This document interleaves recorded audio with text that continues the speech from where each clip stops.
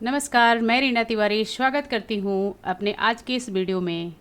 और आज हम लोग क्लास 12th के फ्लेमिंगो से कीपिंग क्वाइट जो है वो पढ़ेंगे, जो पोएम नंबर 2 है। पोएम पढ़ने से पहले चलिए इनके पोएट के बारे में जानते हैं। और पोएट का नाम है पेब्लो नेरुडा। तो चलिए देखते हैं इनके बारे में। Pablo Neruda is the pen name of Naphtali Ricardo Reis Basalto, who was born in a town of Parral in Chile। देखिए, पेब्लो नेरुडा का जन्म जो है वो 1904 में हुआ था और इनका जन्म जो है पैरोल के चिली के पैरोल शहर में हुआ था। नेरुडा's poem are full of easily understood images which make them less beautiful। Neruda का जो पोएम है, यानी कि ये जो पोएट हैं पेब्लो नेरुडा, इनके जो द्वारा कंपोज किया गया पोएम है वो बहुत ही ईजिली अंडरस्टूड होता है, यानी कि उस पोएम को आप बहुत ही आसानी से समझ सकते हैं, उसके इमेज को आप क्रिएट कर सकते हैं और ये बहुत ही अच्छा होता है। He won the Nobel prize for literature in year 1971। इन्होंने साहित्य के लिए 1971 में नोबेल पुरस्कार जो है वो प्राप्त किया था। In this poem Neruda talk about the necessity of quite introspection. इस पोएम की जो थीम है उसके बारे में बताया गया है कि इस पोएम का जो थीम है, इसमें पेब्लो नेरुडा जो है वो क्वाइट इंट्रोस्पेक्शन जो होता है, जो आत्मविश्लेषण होता है, शांत आत्मविश्लेषण जो होता है, उसके महत्व को बताया है। And creating a feeling of mutual understanding among human beings. मानव के बीच में एक जो म्यूचुअल अंडरस्टैंडिंग होती है उसको क्रिएट करने की उन्होंने कोशिश किया है। तो ये थे पेब्लो नेरुडा, जो कि चिली के पैरल शहर में जन्मे थे 1904 में, और इन्होंने 1971 में नोबेल प्राइज़ भी प्राप्त किया था। और इस पोएम में पेब्लो नेरुडा जो है क्वाइट इंट्रोस्पेक्शन यानी कि आत्मविश्लेषण के बारे में, उसकी महत्ता के बारे में जो है वो बता रहे हैं। अब हमारे पोएम की शुरुआत हो रही है। जैसा कि पहले ही मैंने बताया कि इस पोएम की जो मेन थीम है वो है क्वाइट इंट्रोस्पेक्शन, यानी कि आत्मविश्लेषण, स्वयं को जानना, स्वयं के बारे में जानना, क्या चीज़ सही है, क्या चीज़ गलत है हमारे लिए, या हम क्या कर रहे हैं वो सही है या फिर गलत है, वही होता है इंट्रोस्पेक्शन। गहराई से जाना, इंट्रोस्पेक्शन मतलब गहराई से जानना, आत्मविश्लेषण करना। तो चलिए पोएम की शुरुआत करते हैं। पोएट कहते हैं, now we will count to 12 and we will all keep still.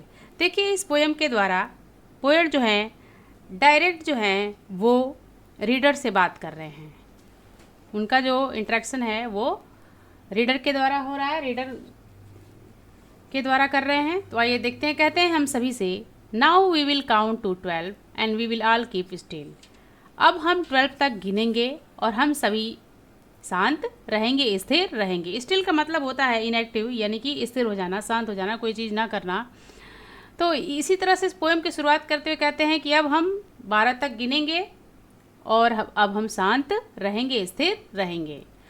For once on the face of the earth let's not speak any language. कहते हैं एक बार फिर से इस धरा के फेस पर, यानी कि इस धरा पर चलिए कोई भाषा नहीं बोलते हैं, यानी कि कोई बात नहीं करते हैं, शांत रहते हैं। बात तो कई तरह की होती है, अच्छी होती है, बुरी होती है, हर तरह की होती है। तो आग्रह करते हैं कि चलिए अब कोई बात नहीं करते हैं, कोई विवाद नहीं करते हैं। Let's stop for 1 second and not move our arm so much. चलिए 1 सेकंड के लिए रुक जाते हैं और अपने हाथ पांव नहीं हिलाते हैं, यानी कि कोई काम नहीं करते हैं, इनएक्टिव हो जाते हैं और एकदम शांत रहते हैं। तो इस पैराग्राफ में अभी तक उन्होंने बताया कि चलिए अब हम लोग 12 तक गिनते हैं और अब हम लोग शांत और स्थिर रहेंगे। And for once on the face of the earth, और पृथ्वी पर एक भी भाषा का इस्तेमाल नहीं करते हैं, कोई भाषा नहीं करते हैं, कोई बात विवाद नहीं करते हैं। लेट्स स्टॉप फॉर 1 सेकेंड, चलिए 1 सेकेंड के लिए रुक जाते हैं। And not move our arm so much, और अपने हाथ पांव को हिलाते नहीं हैं। इस तरह से वो हमसे आग्रह करते हैं। आगे देखिए वो हमसे क्या कहते हैं। It would be an exotic moment. Exotic means होता है स्ट्रेंज, तो इस तरह से कहते हैं कि it would be an exotic moment, ये बहुत ही विचित्र समय होगा, ये बहुत ही अनोखा समय होगा, पल होगा। विदाउट रस विदाउट इंजन्स, यानी कि बिना किसी भागा दौड़ के, विदाउट इंजन यानी कि बिना किसी स्वर के, बिना किसी मशीनरी स्वर के या किसी भी तरह के स्वर से कोई आवाज़ नहीं होगी। It would be all be together in a sudden strangeness, और कहते हैं कि इस तरह अगर होता है तो हम सभी एक साथ होंगे इस सडन स्ट्रेंजर्स में, यानी कि इस जो अभी जो ये विचित्र भरा समय होगा, आश्चर्यजनक जो समय होगा, इसमें सभी लोग कैसे एक दूसरे के साथ रहेंगे। तो इस पैराग्राफ में उन्होंने बोला था, हम सभी से बोला है, it would be an exotic moment, ये मोमेंट बहुत ही अजीब होगा, बहुत ही विचित्र होगा, अनोखा होगा। विदाउट रस विदाउट इंजन, किसी तरह की भागा दौड़ नहीं होगी, किसी प्रकार का शोर शराबा नहीं होगा। We should all be together, और हम सभी साथ होंगे इस अजीब क्षण में, इस अनोखे पल में। Fisherman in the cold sea, आगे के पैराग्राफ में बताते हुए कहते हैं, fisherman in the cold sea would not harm whale. Whale मतलब यहाँ पर सिर्फ एक वेल मछली से नहीं है, बल्कि सारी मछलियों से है। तो पोएट ये कहते हैं हम सभी से कि फिशरमैन, अगर ऐसा होता है, पल शांत रहता है, कोई कुछ काम नहीं करता है, तो आगे वो बताते हुए कहते हैं, fisherman in the cold sea would not harm whale. Fisherman समुद्र में जाकर वेल को या फिर मछलियों को नुकसान नहीं पहुंचा पाएगा। And the man gathering salt would look at his hot hand, और वो व्यक्ति जो समुद्र के किनारे जाकर नमक इकट्ठा करता है, वो अपने चोटिल हाथों को देख सकेगा।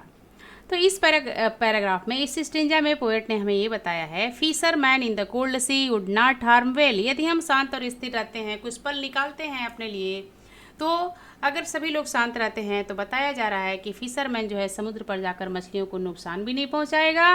एंड जो मैन होता है, जो गैदर करता है साल्ट को, वो व्यक्ति जो है अपने हाथों को, अपने चोटिल हाथों को जो नमक की वजह से कट जाता है, खारेपन से कट जाता है, उसको वो देख सकेगा।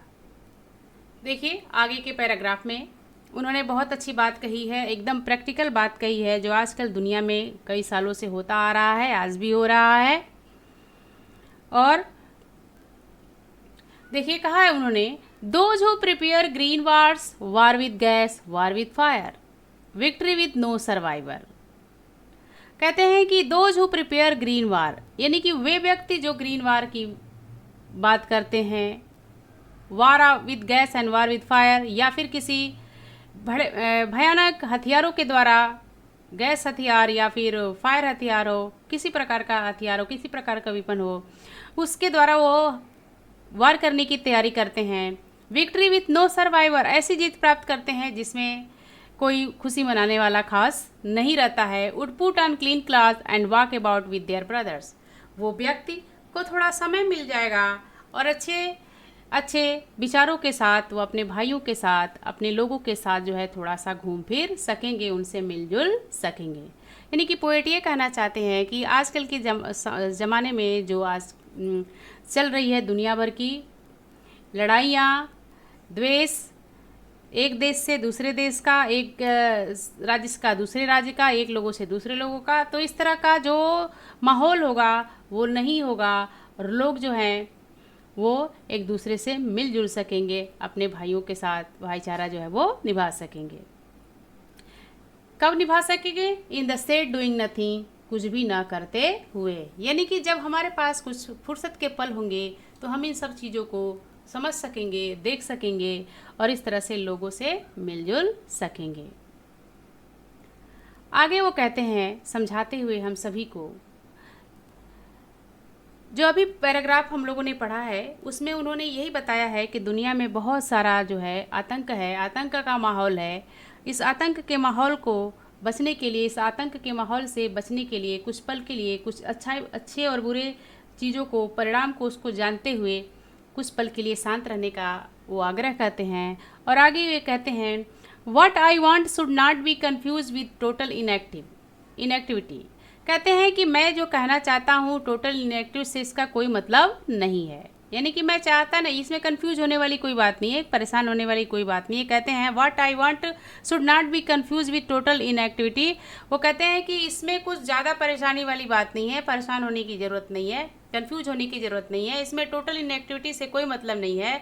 Life is what is it about, जीवन क्या है, बताते हैं जीवन क्या है। I want to no track with death, मृत्यु से इसका कोई लेना देना नहीं है। मैं जो कहना चाहता हूँ टोटल इनएक्टिव से इसका कोई मतलब नहीं है, यानी कि टोटल इनएक्टिव का मतलब है कि इंसान जो है निर्जीव हो जाता है, वो कुछ नहीं कर पाता है, तो उनका इससे मतलब नहीं है। जीवन क्या है, जीवन तो है तो मरण भी है, तो उनका मृत्यु से यहाँ पर कोई लेना देना नहीं कहते हैं, बल्कि वो हमारे क्रियाकलापों के इनएक्टिव के बारे में बात करते हैं, या हम जो काम करते हैं अच्छे बुरे उनकी बात करते हैं। और समझाते हुए आगे कहते हैं what I want should not be confuse with total inactive, कि जो भी मैं कहना चाहता हूँ इसके टोटल निष्क्रियता से कोई मतलब नहीं है। Life is what it is about, जीवन क्या है, किस बारे में है। I want no truck with death, मृत्यु के साथ इसका कोई लेना देना नहीं है, यानी कि जो कुछ भी मैं कह रहा हूँ निष्क्रियता के बारे में, इसका मृत्यु के साथ कोई लेना देना नहीं है। If we were not so single minded about keeping our life moving, वो आगे समझाते हुए एक उद्देश्य की बात करते हुए कहते हैं कि if we were not so single minded about keeping our life moving, यदि हमारा कोई एकमात्र लक्ष्य नहीं होता है तो हम जिंदगी भर इधर उधर भटकते रहेंगे। And for once could do nothing, और एक बार कहते हैं कि and for once could do nothing perhaps a huge silence might be interrupted this sadness, और बोलते हैं कि हम लोग कुछ नहीं कर पाएंगे। वो समझाते हुए हम सभी रीडर को ये कहते हैं कि अगर ज़िंदगी में हमारा एकमात्र उद्देश्य होना चाहिए जिसके लिए हमें उस कर्तव्य पथ पर आगे बढ़ते रहना चाहिए, अगर हमारे जीवन में कोई एम नहीं है, सिंगल एम नहीं है, डबल एम नहीं है, तो हम आगे कुछ नहीं कर पाएंगे। ठीक है, आगे वो कहते हैं आगे की लाइन में, and once could do nothing perhaps a huge silence might interrupt this sadness of never understanding ourselves, of threatening ourselves with, and once for could do nothing perhaps a huge silence might interrupt this sadness। कहते हैं कि जो ये sadness है, अगर इसमें थोड़ी शांति होती है, लोग इनएक्टिव हो जाते हैं, इंट्रोस्पेक्शन करते हैं, तो शायद इससे हमें कुछ जो है वो आराम मिलेगा।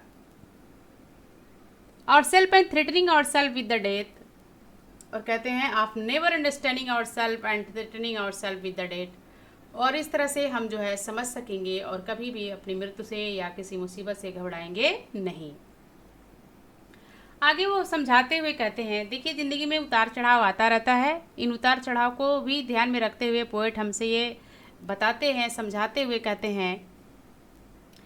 हैं perhaps the earth can teach us as when everything seems dead and later prove to be alive, perhaps the earth can teach us, शायद हमें पृथ्वी यही सिखाना चाहती है, पृथ्वी भी किसी न किसी तरह से हमें ये सिखाना चाहती है, when everything seems dead the latter prove to be alive, कि जब सभी चीज़ें ख़त्म हो जाती हैं तो कहीं ना कहीं से कोई चीज़ जो है वो अलाइव जो है वह हो जाती है।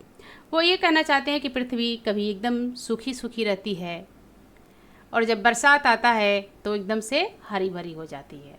पोएट का यही मैसेज है, यही संदेश है इस पैराग्राफ से कि हमें जो है दुख से कभी घबराना नहीं चाहिए, दुख के बाद जो है वो सुख जो है वो आता है।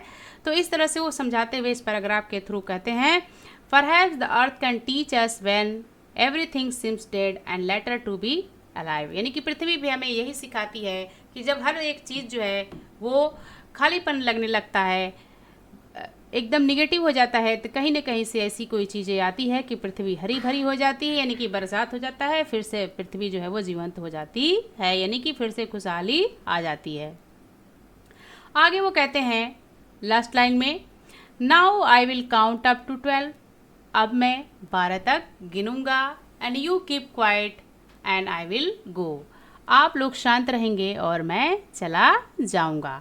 तो इस तरह से कीपिंग क्वाइट पोएम से पोएट हमें ये मैसेज देना चाहते हैं कि हमें जो है सेल्फ इंट्रोस्पेक्शन करना चाहिए, कुछ पल जो है वो शांत रह कर स्थिर होकर जो है सोचना चाहिए, जो भी हमारी एक्टिविटी है अच्छी बुरी उस पर हमें थोड़ा सा ध्यान देना चाहिए, और किसी के प्रति द्वेष भावना नहीं रखना चाहिए, और लोगों से मिलजुल कर रहना चाहिए, विश्व शांति की बात करनी चाहिए। तो ये थे पेब्लो नेरुदा और इनकी ये poem keeping quiet. I hope कि आपको पसंद आया होगा। आगे की वीडियो में इसके क्वेश्चन आंसर के साथ लेकर हम उपस्थित होंगे। Thank you very much.